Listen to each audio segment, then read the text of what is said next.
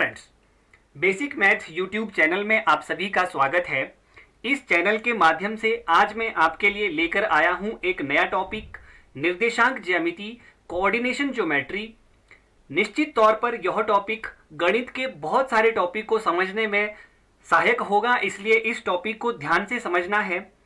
निर्देशांक ज्यामिति में सबसे पहले हम शुरुआत करते हैं इसके परिचय से। कोऑर्डिनेशन ज्योमेट्री में कोऑर्डिनेशन जो शब्द है, ये शब्द लिया गया है कोऑर्डिनेट से।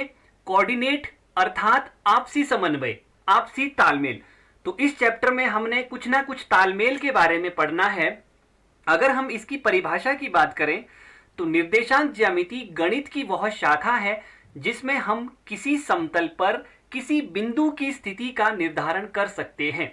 कोई समतल होगा, उस समतल में कोई एक बिंदु होगा, उस बिंदु की स्थिति के बारे में हमने पढ़ना है। निर्देशांक ज्यामिति में किसी बिंदु की स्थिति का निर्धारण करने के लिए हम दो अक्षों का प्रयोग करेंगे तथा उस बिंदु से उन दोनों अक्षों के साथ संबंध के बारे में सीखेंगे। अगर हम इसकी परिभाषा की बात करें, शायद अभी समझ में नहीं आया होगा। एक एग्जाम्पल हम लेंगे, पूरी परिभाषा हमें समझ में आ जाएगी। कि मान लीजिए हमारे पास कोई एक कागज है, इस कागज में कहीं पर एक बिंदु है, वह बिंदु कागज के किसी भी कोने में हो सकता है। अगर हम इस बिंदु की बात करें, इस बिंदु की स्थिति की बात करें, तो हमारे अलग अलग उत्तर हो सकते हैं। किसी को क्या लगेगा कि ये जो बिंदु है, बिंदु कागज के कोने में है। किसी दूसरे व्यक्ति को लगेगा कि बिंदु कागज के ऊपर से थोड़ा सा नीचे है। किसी तीसरे व्यक्ति को लगेगा कि बिंदु कागज के आधे भाग से थोड़ा ऊपर है। चौथे व्यक्ति को लगेगा कि बिंदु कागज के अंत से थोड़ा पहले है। यानी इस बिंदु की सही स्थिति हम इस तरह से पता नहीं कर सकते हैं। तो इस बिंदु की स्थिति को समझने के लिए हम सबसे पहले सीखेंगे कार्तीय पद्धति, कार्टेशियन सिस्टम। कार्टेशियन सिस्टम कार्तीय पद्धति में हमारे पास एक ग्राफ होगा। ग्राफ में बहुत सारी लाइनें होगी, कुछ सीधी रेखाएं होगी, कुछ खड़ी रेखाएं होगी। इस ग्राफ पेपर में ही हमने कार्टेशियन सिस्टम सीखना है। कार्टेशियन सिस्टम में 2 नंबर लाइन होगी, 2 संख्या रेखा होगी, जैसे हमने पूर्णांक में पढ़ा था। पहली संख्या रेखा इस तरह से होगी, बीच में शून्य होगा, शून्य के बाद 1 2 3 4 5 संख्याएं होगी और शून्य से पहले माइनस वाली संख्याएं होगी। और दूसरी संख्या रेखा इस तरह से होगी कि बीच में शून्य होगा, ऊपर की ओर धनात्मक संख्याएं होगी और शून्य से नीचे की ओर ऋणात्मक संख्याएं होगी। इन दोनों संख्याओं को यदि हम ग्राफ पेपर पर आलेखित करते हैं, सबसे पहले हमने एक रेखा ली, बीच में हमने शून्य लिया, शून्य के बाद 1 2 3 4 5 6 7 इस तरह से संख्याएं लिखी और शून्य से पहले -1 -2 इस तरह से हमने ऋणात्मक वाली संख्याएं लिखी। अब ये जो रेखा है, इस रेखा को हम कहते हैं एक्स अक्ष। इस पूरी रेखा को हम एक्स अक्ष कहते हैं। अगर हम दूसरी खड़ी रेखा लेते हैं, बीच में शून्य, शून्य से ऊपर को हम धनात्मक पूर्णांक लेते हैं 1 2 3 4 और शून्य से नीचे को हम ऋणात्मक पूर्णांक लेते हैं। ये जो खड़ी रेखा होती है इसे हम y अक्ष कहते हैं। अब x अक्ष के भी 2 भाग हम पढ़ेंगे, यहाँ पर y अक्ष के भी 2 भाग पढ़ेंगे और जहां पर ये दोनों अक्ष, दोनों रेखाएं आपस में मिलती है, यानी शून्य पर, उस बिंदु को हम कहते हैं मूल बिंदु। ये जो x अक्ष होगा, जहां ये धनात्मक संख्याएं हमने लिखी इसे हम x अक्ष कहेंगे और जहां पर हमने ऋणात्मक संख्याएं लिखी इसे हम कहेंगे x डैश अक्ष। जनरली इसे हम x अक्ष ही कहेंगे पूरी रेखा को। उसी तरह से जो y अक्ष है, y अक्ष के भी 2 भाग होंगे। धनात्मक वाला भाग y एक्सिस, y अक्ष कहलाएगा और ऋणात्मक वाला भाग y डैश अक्ष कहलाएगा। अगर हम यहां पर देखते हैं तो इन दोनों रेखाओं से x अक्ष और y अक्ष से इस ग्राफ पेपर के 4 भाग बन गए हैं। इन्हें हम कहते हैं चतुर्थांश। ये कौन कौन से होंगे? जैसे पहला भाग, दूसरा भाग, तीसरा भाग और चौथा भाग, और इनके नाम भी इसी तरह से होंगे, प्रथम चतुर्थांश, दूसरा चतुर्थांश, तीसरा चतुर्थांश और चौथा चतुर्थांश। अब हमने याद रखना है कि कार्तीय पद्धति में, कार्टेशियन सिस्टम में पहला चतुर्थांश कौन सा होता है, दूसरा कहां होगा, तीसरा कहां होगा और चौथा कहां होगा। अब कार्तीय पद्धति में हम आगे पढ़ेंगे, उसी बिंदु को लेकर हम चलेंगे जो हमने शुरू में लिया था कि मान लीजिए कार्तीय पद्धति में इस ग्राफ पेपर में, इस आलेख में हमारे पास वो बिंदु है, यहां है। इस बिंदु का नाम मान लीजिए हमने P लिखा। अब इस बिंदु P की स्थिति को हमने समझना है कि ये बिंदु P है, कहां पर स्थित है। इस बिंदु P की स्थिति को समझने के लिए हम इस बिंदु से एक सीधी रेखा x अक्ष पर खींचेंगे और दूसरी सीधी रेखा y अक्ष पर खींचेंगे। जो x अक्ष पर हमने रेखा खींची वो 7 पर मिली, और जो y अक्ष पर हमने रेखा खींची वो 5 पर मिली। इसका अर्थ यह हुआ कि बिंदु P के लिए x का मान 7 के बराबर है और बिंदु P के लिए y का मान 5 के बराबर है। बिंदु P को हम इस तरह से लिखेंगे, बिंदु P और ब्रैकेट में लिखेंगे हम 7,5। यहां हमने ध्यान रखना है कि पहले हम बिंदु के x अक्ष का मान लिखेंगे और उसके बाद हम बिंदु के y अक्ष का मान लिखेंगे। हम बिंदु P को 5,7 नहीं लिख सकते हैं क्योंकि हमने पहले x का मान लिखना है। अब कार्तीय पद्धति में हम आगे करेंगे, कुछ बिंदुओं को हम दर्शाने की कोशिश करेंगे कि किस तरह से हमने बिंदुओं को कार्टेशियन सिस्टम में दर्शाना है। मान लीजिए क्वेश्चन है A, B, C, D, E और F, हमारे पास 6 बिंदु है। इन बिंदुओं को हमने कार्तीय पद्धति में, कार्टेशियन सिस्टम में दर्शाना है। तो इसके लिए सबसे पहले हम एक ग्राफ पेपर लेंगे और उसमें x और y अक्ष खींचेंगे, बीच में शून्य होगा। ध्यान रखना है किधर को धनात्मक होगा और किधर को ऋणात्मक होगा। तो शुरू करेंगे हम सबसे पहले वाले बिंदु से। पहला वाला बिंदु है A 5,3। अब ध्यान रखना है यहां किसी बिंदु में जो 2 संख्याएं होगी, पहली संख्या उस बिंदु के लिए x का मान होगी और दूसरी संख्या उस बिंदु के लिए y का मान होगी। यानी इस A बिंदु के लिए x का मान 5 है और y का मान 3 है। अब हमने x अक्ष पर 5 देखना है कि 5 कहां जैसे है। हमने 5 को ढूंढ लिया और इसके बाद हमने y अक्ष पर 3 का मान देखना है, 3 को ढूंढ लिया।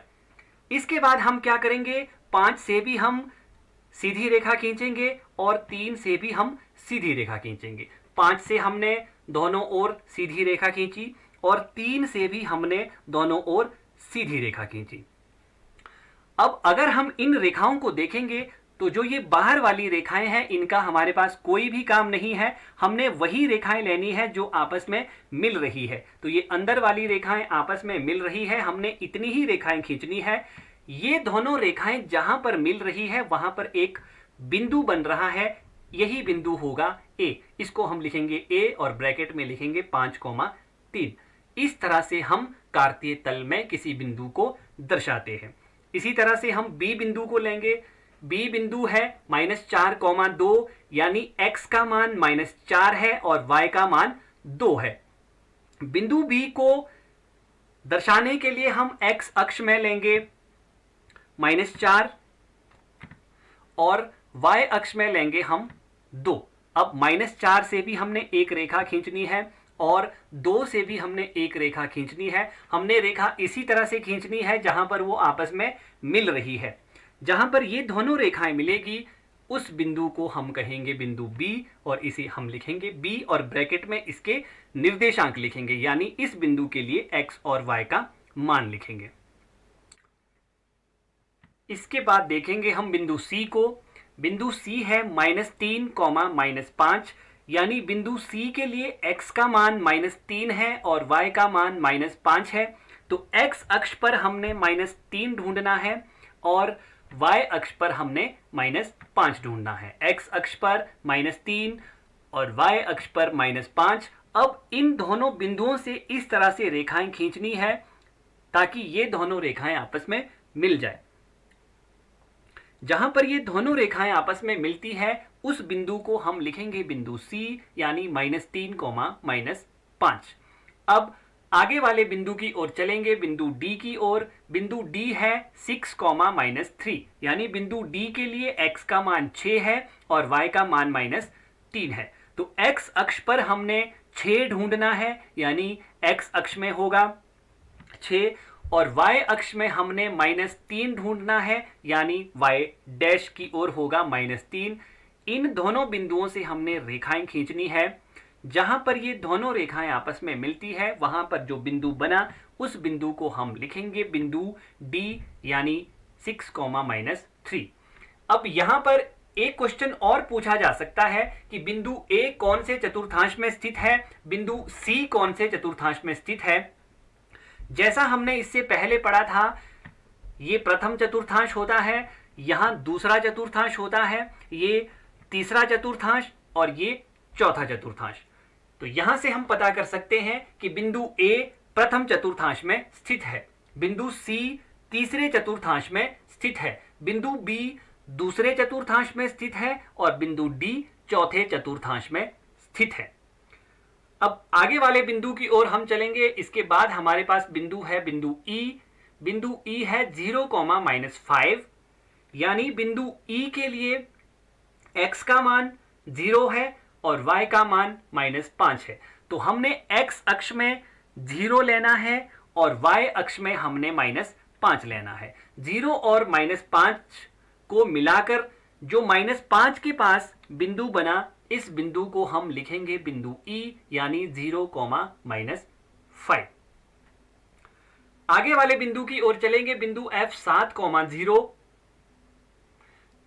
इस बिंदु में x का मान 7 है और y का मान 0 है। x अक्ष में हमने 7 लेना है और y अक्ष में हमने 0 लेना है। 0 और 7 को मिलाना है, तो 7 के पास जो बिंदु बनता है इस बिंदु को हम लिखेंगे बिंदु F, यानी 7, 0। यहां पर भी प्रश्न पूछा जा सकता है कि बिंदु E और बिंदु F कौन से चतुर्थांश में स्थित है। तो हम देखेंगे बिंदु F ना तो पहले चतुर्थांश में है ना चौथे चतुर्थांश में है। बिंदु E ना तीसरे चतुर्थांश में है ना ही चौथे चतुर्थांश में है। तो यहां हम कहेंगे बिंदु E y अक्ष पर स्थित है और बिंदु F x अक्ष पर स्थित है। कार्टेशियन सिस्टम में हम आगे चलेंगे। अब हमने क्या सीखना है कि यदि बिंदु हमारे पास दिए होंगे तो उन बिंदुओं के निर्देशांक हमने किस तरह से ज्ञात करने हैं। बिंदु के निर्देशांक ज्ञात करने का अर्थ हुआ कि उस बिंदु के लिए हमने x और y का मान ज्ञात करना है। तो शुरुआत करते हैं हम सबसे पहले बिंदु A से। बिंदु A के निर्देशांक को ज्ञात करने के लिए हमने उसी तरह से x अक्ष की ओर भी एक सीधी रेखा खींचनी है और y अक्ष की ओर भी एक सीधी रेखा खींचनी है। तो हम देखेंगे कि ये रेखाएं x अक्ष पर 7 के पास मिलती है और y अक्ष पर 5 के पास मिलती है, यानी बिंदु A के लिए x का मान 7 होगा और y का मान 5 होगा। इसे हम लिखेंगे A, ब्रैकेट में लिखेंगे हम 7, 5। ध्यान रखना है, पहले हमने x का मान लिखना है, फिर हमने y का मान लिखना है। आगे चलेंगे हम दूसरे बिंदु की ओर। बिंदु B, मान लीजिए बिंदु B के निर्देशांक हमने ज्ञात करने हैं। बिंदु B से हमने एक x अक्ष की ओर रेखा खींचनी है और एक रेखा हमने y अक्ष की ओर खींचनी है। हम देखेंगे कि ये रेखाएं x अक्ष पर 6 के पास पहुंचती है और y अक्ष पर -4 के पास, यानी बिंदु B के लिए x का मान 6 होगा और y का मान -4 होगा। तो इसे हम लिखेंगे B 6, 4। ध्यान रखना है x हम पहले लिखेंगे। आगे चलेंगे हम तीसरे बिंदु की ओर, बिंदु C।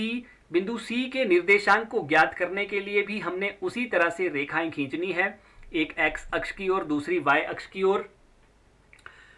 हम देखेंगे कि x अक्ष में ये -4 के पास मिलती है और y अक्ष में -3 के पास मिलती है। तो हम लिखेंगे इसको बिंदु C बराबर बिंदु C ब्रैकेट -4, -3।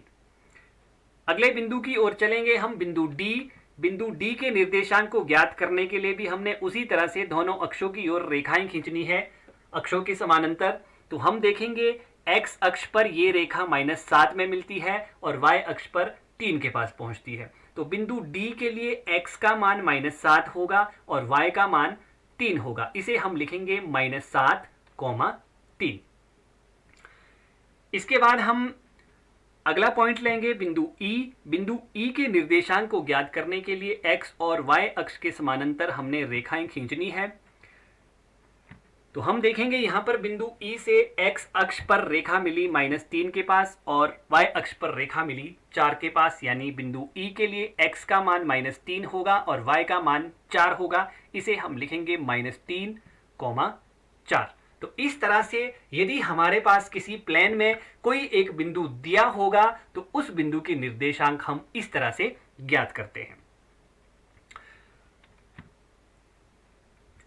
निर्देशांक ज्यामिति में हमने इसके बाद पढ़ना है कि यदि किसी प्लेन में हमारे पास दो बिंदु दिए हो तो उन दोनों बिंदुओं के बीच की दूरी हमने बिना मापे ही किस तरह से ज्ञात करनी है, ये सब हमने पढ़ना है निर्देशांक ज्यामिति के दूरी सूत्र में, डिस्टेंस फॉर्मूले में, और साथ ही साथ हमने निर्देशांक ज्यामिति में विभाजन सूत्र यानी डिवीजन फॉर्मूला भी पढ़ना है। हम अगली वीडियो में पढ़ेंगे कि इन फॉर्मूलों को किस तरह से हमने प्रयोग करना है और इन फॉर्मूलों का अर्थ क्या होता है। आज की वीडियो में बस इतना ही। वीडियो से संबंधित कोई भी शंका हो, कोई भी प्रश्न हो, you can comment in comment section of video or you can WhatsApp on number 9459236388 or you can email at basicmathematics12345@gmail.com. Thank you.